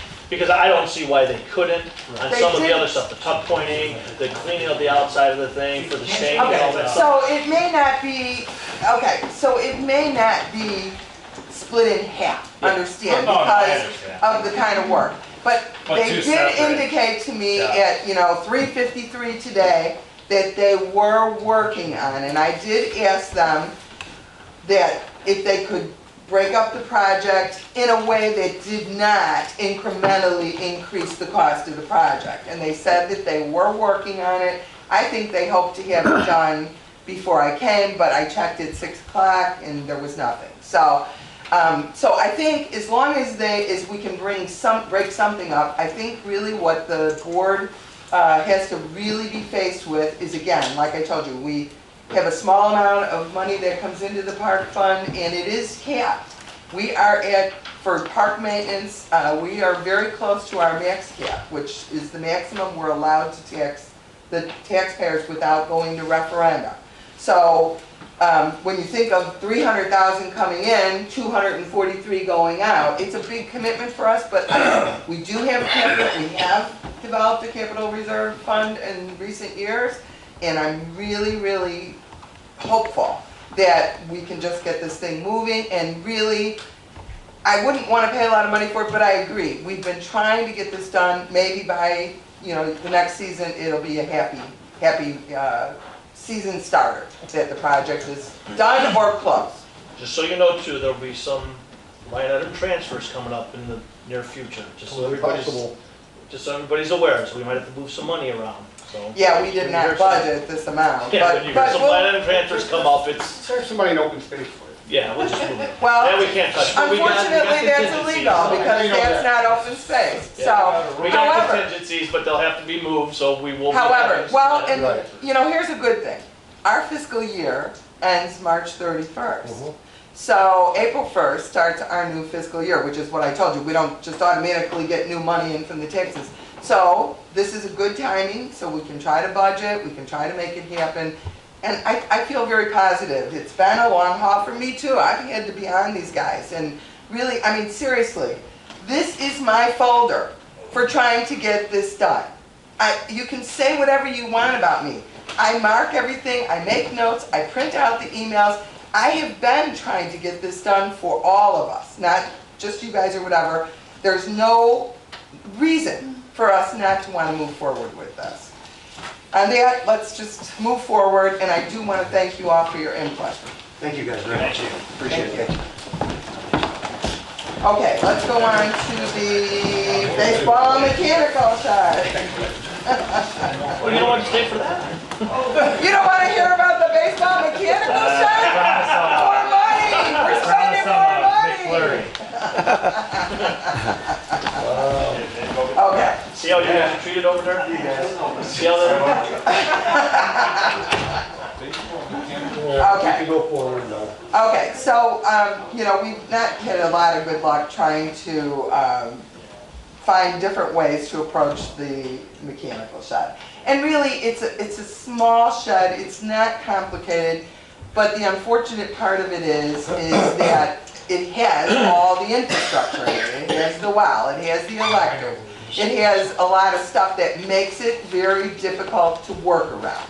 So, and it's not such a big job. They had a lot of contractors. We approached them. They're just not interested, especially in the fall. They were not interested in the work. We reached out to a new contractor, according to the Blue Book of Contractors, that meets our specs, and we asked them for a budgetary estimate because I have no idea how much this is. And again, we're encumbered by the $20,000 threshold. I also reached out to the Homer Glen's chief building official, as I had reported last month. So originally, the village felt that if we were going to take everything down, we now would have to be in compliance, having a concrete pad put in, having all the utilities capped by professionals, and they would inspect along the way. And then we would have to get a new shed, retrofit it, and have professionals come back and reorient the infrastructure that was inside the shed. That, from this new contractor, just looking at it, whatever, it was going to be very cost prohibitive. So we reached back out again to the village and talked with Mr. Baber and explained to him that this building was constructed before there was a village, that the building was only 8 by 8 feet, and asked if we could approach it from replacing roofing and or shingles and the door and the siding. And he said that he felt that we could do that without having to do the infrastructure, the utilities, the concrete flooring. But again, he wanted to see a proposal. He reserves the right. So we asked for that proposal. And unfortunately, we just received something at the last minute from the contractor at $19,100 without replacing the, So, I have, staff has, now that's under, well, and the problem is, okay, but here's the problem. Where'd you go? Okay, and we can talk to JR, but here's the problem. If we rebuild, we now are subject to the village's building ordinances for the concrete pads and whatever. But regardless, we can get something from JR. Please have him call me. I don't have no number or nothing, but if you know him, have him call me. But also, we have reached out to other contractors, and we're trying to get other figures to see if there's a way to do that scope of work as outlined for less money. Okay, so that's what I got for that. And the baseball field scoreboards. So again, we've had all kinds of meetings with the village, the Park and Rec has had meetings, HAC. Basically, I'm not going to be reporting on a lot of it, however, Ed's going to take up with this. But what my involvement was we were asked to meet with the village and HAC. We did meet, we had a very nice meeting, and at that time, while we could not speak for our boards, we were all amenable to bring the proposal to our boards, asking that each board pay for a third of whatever the cost is going to end up being. So we did that. We also reached out to the village, again, the building department, and got whatever specifications they needed. They had some additional questions about wind loads and all these different things, which Andrew, I believe, has provided to Ed. And so therefore, that part of it, I'm basically out of, but what we just want you to be updated as to what we've been doing on it. Ed's going to resume when he gets under Park and Rec, if that's okay with all of you. If it isn't, we're going to do it anyway. Okay. Let me move. That should be it for that, right? That, okay, yeah, and then the only other thing we have under the supervisors, sorry, got one more thing, it's been a very busy month. We are now working on our required annual audit in the professional services. We'll be getting ready to do, it comes later, but our contract is due to be renewed. You have been provided the engagement letter agreement from Hearn and Associates. And a motion is required authorizing the supervisor to execute the agreement, which expires March 31st of 2021. I'll make that motion. So I have a motion from Ofer. Do I hear a second? I'll second it. A second from Theon. Any discussion? She's almost there. Excuse me? Hearing none, will the clerk take the roll, please? Trustee Theon? Yes. Trustee Oker? Yes. Supervisor Myers? Yes. Trustee Kalis? Yes. Trustee Kruse? Yes. Motion carries. And again, we're still working on our budgets, but we will definitely meet the statutory guidelines as we do every year. And that concludes the supervisor's report. We will go on to the township committee reports. Oh, Let's start with events chairman John Kruzak. right. So obviously there's A, B, C, D, and E on this, and I can sum it up into one. Obviously, the committee got together and we kind of met with Sue Styling from the village, who the village has a lot of planned events, and it seemed kind of monotonous for us to do the same thing that they're doing. So in discussions with the committee, we're willing to obviously work with the village in participating in some of theirs. Now, we will still have some of our own, which would be like the parade, along with other things. So the Homer Bike event, they're actually changing that date. I just received a message today, April 25th, I believe, is their annual bike event that's through the village. That what I would like from the board is permission to move forward on these 5 events and getting information and details to report back to you. No money, no cost, no anything at this point. But these are the 5, which is the Homer Bike event, the Homer Township Annual Independence Day Parade, the Homer Township Library Halloween Party, the Homer Glen Trunk and Treat, and the annual party in the park, movie in the park, which we've been doing for the last couple of years with the SRA. So those were the 5 topics that were discussed at I our will make meeting. such a motion to approve the 5 events as a group, subject to discussion. Absolutely. I'll second the motion. So we have a motion and a second. My subject to discussion, You cut me off, right?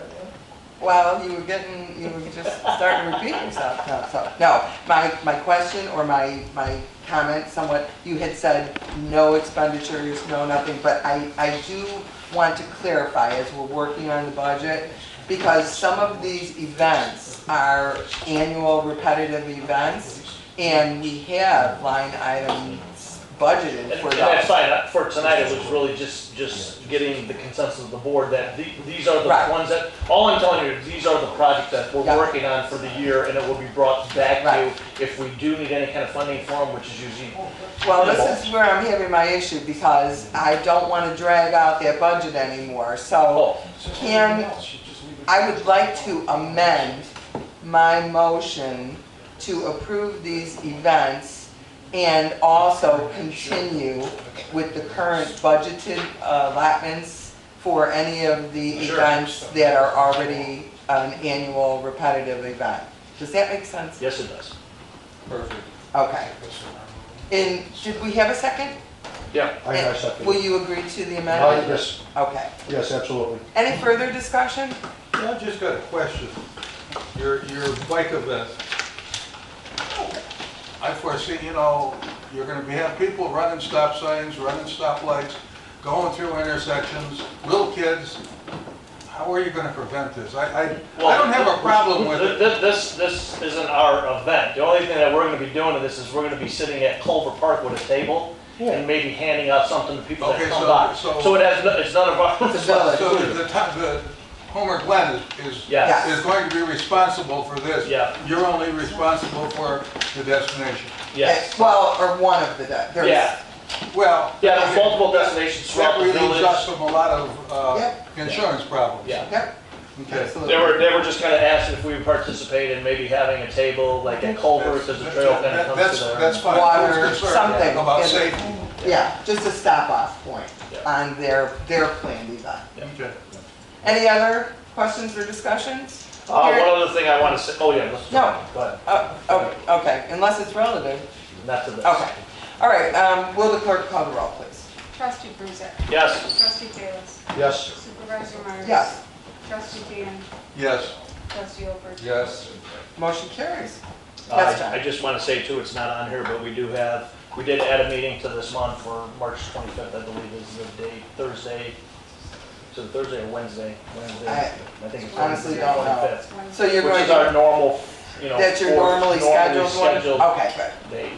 Is your But next since we meeting? since we do have these items coming up that need some discussion, that needs some clarification to the village, we did throw a meeting in to kind of finalize details. Okay, so you have a March 25th events, Yeah, special events committee. special events committee meeting. Yep. And that concludes my report. Thank you, John. Let's go on to the open space planning and operations, Chairman Tom Cam. Okay, the committee is moving forward, planning our pet-themed fundraising event at the Trantina site. The fundraising efforts are intended for the purposes of furthering ongoing efforts to maintain the funding of the open space program without requiring tax revenues or contributions. And we aren't requesting any money or anything at this time. We're still looking into, we have some events planned. We have a date, but we're planning on about the middle of September. Other than that, everything is open for discussion. Okay. You done? That's it. Thank you. Let's go on to Park and Recreation Chairman Ed Kalis. Thank you, and I promise I won't be long-winded like I was last month. It's not as long, guys. Last month, you were my report. I was hoarse for a week. And a lot of this stuff Supervisor Myers has already touched upon, but let's go first with the scoreboards. I know you guys are interested in that. I have received a budgetary proposal from HAC, from Seabird Electric for the scoreboards. There were some additional questions that the village needed answered, which Andrew and HAC was kind enough to provide for me at our last Parks and Rec meeting, which has now been turned over to the township to turn over to building inspector, Mr. Baber. Which we have done. Which is just forwarded because you dropped them off today. Yes, right. Donna just forwarded them. So that has been done today, so that's in process. Number two is town board authorizations require approving replacement of all scoreboards according to scope of work / budgetary proposal. What we're going to need is a motion from the board to go ahead with this project for a third cost between the Village of Homer Glen, Homer Athletic Club, and Homer Township. Do we have a dollar amount? The board has never technically approved replacing the scoreboard, so we have been looking at it, so I think that we would like the board to approve that moving forward. But what we need to know is, because the bidding threshold is surpassed here. Thank you, we're just going to say. Yeah. Thank you, go ahead. Okay, Yeah, go ahead. it's over 20,000, Right, so we can't just outright accept the proposal, which is Correct. between 35 and 37, or did it change? I didn't see today's. It was 34, if I'm not mistaken. We went with the one proposal with the smaller option was just over 35,000. Okay, I didn't see today, Right. but I know initially, the initial estimates Yeah, were. none of the additional okay. scope required increase any cost. Okay, good. Okay, so I think the motion would be that whether we go out for a formal bid, which we've already determined takes months, or we go to job order contract, which is everything inclusive like we've been done before. So I guess the motion coming from the board would have to be, do we go to formal bid, or do we want to go through job order contract? Is there a third option at all? No. Well, if we're only putting up a third of that money, isn't Right. that underneath the budgetary, or the It doesn't requirements of matter, bid? Jerry had answered that last month. It's a total, Yeah, it's a total of, yes. Yeah, Not it's just our cost. anything over 20 on our property. Right. It's ours to insure and whatever, it's a. Well, with that being said, I think I'll make the motion to go to job order contract for a specific reason. It is quicker. Okay. And we've had that leaning scoreboard there for years that needs to be taken care of right away. Okay. So my motion is to go to job order contract, So to we have expedite a this. motion by Kalis, and, I'm sorry, I'll second it. Fian, a second by Fian, to get a proposal from, from a job order contracting, program. Is there any discussion on the motion? Obviously, if this job order contract comes in twice as high, we can always Go back just to go bid. back to bid. Well, to be honest with you, the reality of it is we have I have no authority to approve anything without the board. So Correct. So it it's has to gonna come to us back anyway. no matter what. Park and Rec has no authority, I have no authority, nothing can be done without your approval. Well, the only thing that you already have bids from a company, right? We have, Seabird Electric. we have budgetary estimate Oh, from budgetary Seabird estimate. Electric. We're trying to fundraise our portion. So. I got you. Right. Right. Okay, so we Okay. have, any more discussion questions? Hearing none, you have the motion, clerk? I just wanna make sure. Motion to get proposal from job order contracting. Okay. Or That's right. let the clerk call the roll, sorry. Trustee Kruzak. Yes. Trustee Kalis. Yes. Trustee Fian. Yes. Trustee Alford. Yes. Supervisor Myers. Yes, motion carries. Okay, thank you, board, for. Number explaining three. that.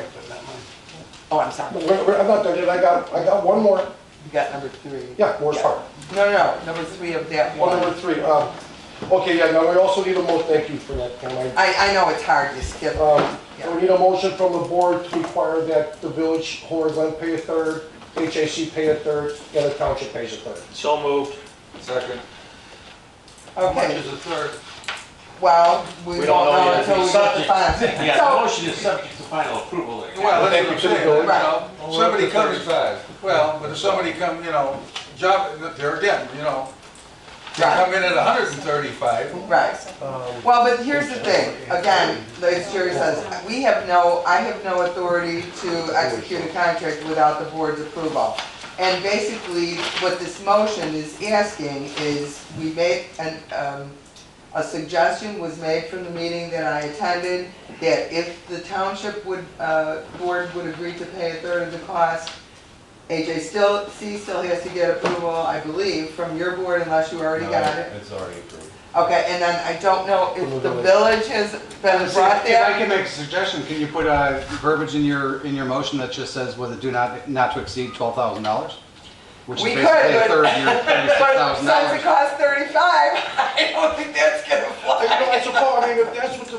Well, your one-third that's what split the is not going village to, anyway, that's how it will probably be worded at the village, that we want to participate with a do not exceed, not to exceed. Well, you'll still have to approve the final budgetary numbers when we get them from the job order But our contract involvement anyway, in it so- will be a not to exceed. Right. No, I I would think it motion would to just do be the motion, subject to final approval of the contract, the board approves the concept of a one-third contribution. Okay. And you have to understand, you know, you guys, your officials have spending limits and authorizations. They are not, their authority is not delegated to me in any way. So unless they specifically approve something, it's a little different for us. Right, but I appreciate trustee Fian's comment. What's the number?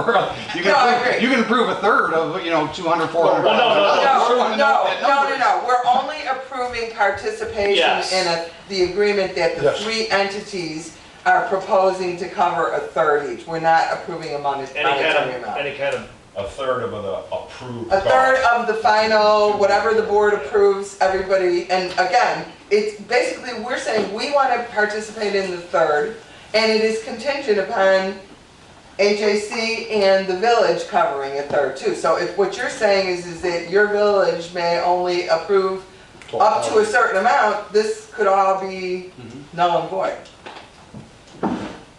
Is there even more, any investigation as far as going to the job co-op? I did, well, there is a job co-op, the job order contract that was approved tonight was with Rome.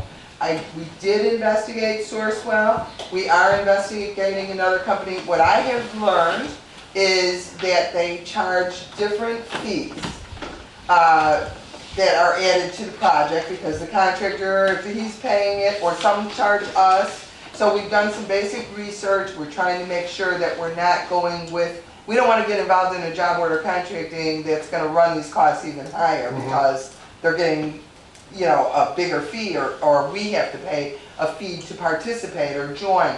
And we don't want to be in trying to manage 5 different job order contracting. So, but I do want to talk to you about it because you and I talked briefly. And I believe, and I may be wrong about this, but I believe that Seifert could contact the Naperville job order contracting and be an accepted contractor there. I'm not sure what the fee, you said his fee for Sourcewell was 3%. Yeah, which would be just off his end. The discount that he's required to offer through the co-op is already built into that price. Into the budgetary estimate you already have, but this would be contingent upon him joining Sourcewell. Well, whoever the contract is with, like for instance, theoretically speaking, if the contract was with the village is already a member of Sourcewell. But the contract isn't gonna be with the village. Yeah, I know. Yeah. I'm just saying, stay with me for a second. I'm with you. The entity, which would be the township, does not pay any fees to Sourcewell. It's the contractor that would pay the fee. And then we pay the fee in the long run because the contractor recoups the fee. Okay, if it's 3%. I'm just saying, I'm with you. I've experienced the whole job work order process as well, so I would just like it to be, because I would like it to be an additional source to make sure that we get the most competitive price, which keeps our third at the most reasonable number. I If it's understand. available, And we are trying to do that as well. We want to make sure Okay, that the yeah, fees fair that are being assessed, whether it's to the contractor, to us, or whatever, are similar. But again, we are already in the Naperville job order contracting, and it's my understanding that these contractors and subs can sign up to be a contractor on them. So I guess what I was suggesting to you was, would you ask Seifert if they have explored, road. not row, well, they could, but it's the Naperville job order contracting, because But which is managed by it road. was, well, it wasn't managed, it was awarded to Row Incorporated, yeah. Okay, good. Sorry, Ed, you want to go on to your report, don't you? No, I'm done, not anymore. He's done. Morris. No, I know, I got more. So, Did we vote on the third? I'm sorry. no, we didn't. No, just the motion and the discussion. Okay, I'm sorry, it goes back and forth. That's why you usually stay with your agenda. Okay, will the clerk call the roll on the motion? Supervisor Myers? Yes. Trustee Fian? Yes. Trustee Kalis? Yes. Trustee Alford? Yes. Trustee Kruzak? Yes. Motion carries. Okay, the last thing on my agenda here is Morris Park. So obviously the committee's back in form and we're starting to move forward with looking for a grant for Morris Park, as the supervisor said earlier, plus with Lockport helping in, and it might help dramatically. So what I look for, I'm looking for a motion from the board to direct the committee to start working on the process of site plans and everything else with Upland Design, who we have had a previous work history with before. So that's what I'm looking for, to direct the committee to start this. So I will make the motion Okay. for discussion. And is there a second? I'll second. So we have a motion by Myers, second by Kruzak, to allow the committee to reach out to Upland Design and start working on a proposal. Yes. So basically, there is no authorization to hire, but they will go through with some basic ideas, because a landscape architect or, these professional firms, they can't give you a proposal until you give them a scope of work. I mean, it's always, scope of work. It's always scope of work. So that's what the committee will do, right? And then Yes. we'll come back to the board with any proposals and whatever. As we move along, sure. Yep. If any proposal will be brought to the board. I'm good. So we need to call. Is there any further discussion? There's no money involved in this, we're just gonna look into, okay, Right now. that's I mean, fine. obviously, we're gonna have to, once it goes past the board approval, obviously, we're gonna have to, Right. deal with Wanna Upland be- and everything else, yeah. We're Okay. not committing money. No, and we have to see where we We gotta see. settle we down gotta- after some of the earlier approvals here. Yeah. We gotta see what's left. But here's the thing, and I know we've talked about this at previous budget hearings, when we talked about the township needs to look into more grants, that was brought up at our last year's budget hearing. It takes a while Yes, it does. to develop site plans and to put in grant applications. It's very possible that this project wouldn't be ready for a grant app until another year or whatever. So we'll see where, but you're never gonna get there if you don't Well, if do we don't site start. plans No, and correct. evaluations of cost. The committee will work very hard to see how far we can get, because I know there's a July 1st deadline. Yeah, it's gonna be tough. It's gonna be tough, but we will do everything we possibly can to move it forward. And Even if it even- means having a special meeting here and there. Well, and even if you get site plans and stuff developed, Right. a part of the process for OSLAD grants in particular, which I think we're looking at, Yep. requires those site plans and those plans to go to public hearing and stuff. Yep. So it all takes time. So I had heard that Governor Pritzker is putting a hold on all of grant type funding and whatever, asking municipalities to approve the progressive tax, and that it is possible that the OSLAD grant may either not be available, or the deadline will be extended until after the election in November. So Either way. that's all I Morris Park will not be know, but neglected. it's, you can't run until you walk. So If there's no further discussion, I would ask the clerk to call the roll on the motion. Trustee Krusek? Yes. Trustee Fian? Yes. Trustee Ofer? Yes. Supervisor Myers? Yes. Trustee Kalis? Yes. Motion carries. And I would like to thank the board. At the end of my report, the village I left, I just want to thank the village for their participation, the good meeting that they had with you concerning HAC. And that concludes my report. Thank you. Thank you, Ed. Let's go on to Senior Citizens and Special Needs Advocacy Committee. The PACE application process motors on, and I'm going to try to work with staff to help expedite the process. Thank you, George. Appreciate that. We'll go on. Karen is not here. I do not have anything. Supervisor? I do. Okay. Let me just finish the sentence, okay? Okay, so Karen is our liaison, and she normally reports on military and veteran affairs. We've been very informal tonight, so we're going to allow people to speak. I was going to talk to her about it, but, in her absence.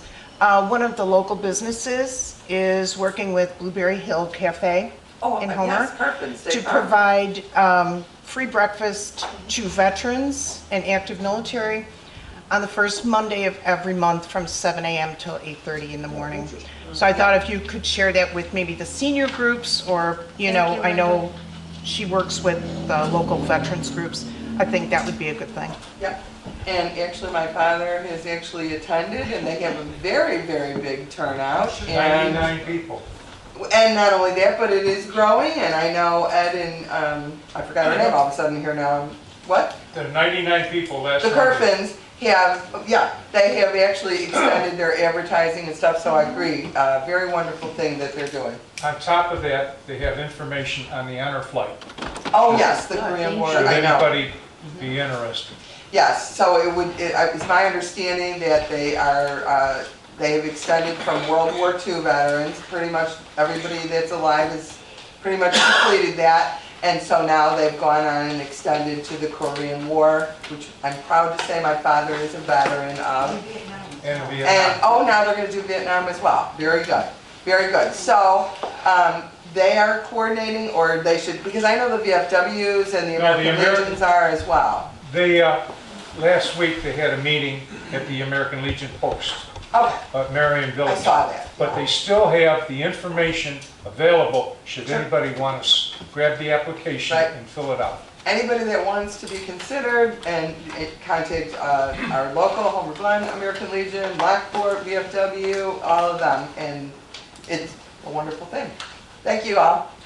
All right, let's go on to new business.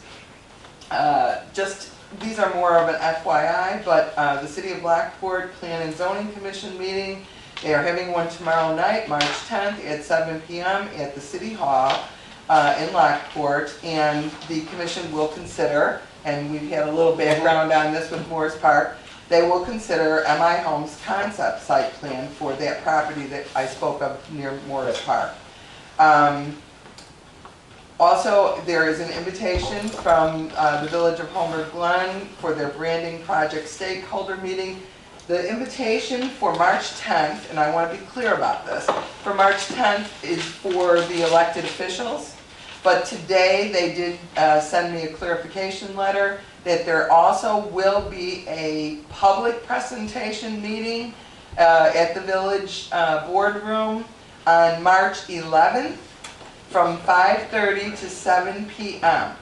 And so again, at the Village of Homer Glen board meeting, March 11th is the public presentation. March 10th, they're looking at officials and stakeholders and stuff, so don't go to that one. The general public is on the 11th. Old business, still last opportunity for any of our college seniors that are looking to go to Illinois schools, TOI scholarship. The submittal deadline is March 31st, and TOI will award 7 $2,000 each scholarships in 2020. So if you're looking for funding to help you with school, don't pass it by. The other thing is the board has been presented with a status report update on the Caton Farm Bruce Road SRA. Basically, the middle alignment that was previously put out has been dropped formally through IDOT, through Will County, through everybody, and the Gauger Road alignment is now there. And the engineers are in the process of design development, environmental field studies, et cetera, as required. The complete report has been provided to the board, and a copy is in the township office should anyone from the public want further information on the Caton Farm SRA update report. That being said, I have nothing for executive session. I don't know. If nobody else does, I would entertain a motion for... Adjournment, I'll make the motion. So we have a motion from Kruzik, Second. a second from Kalis. All those in favor of adjourning at exactly 8 o'clock?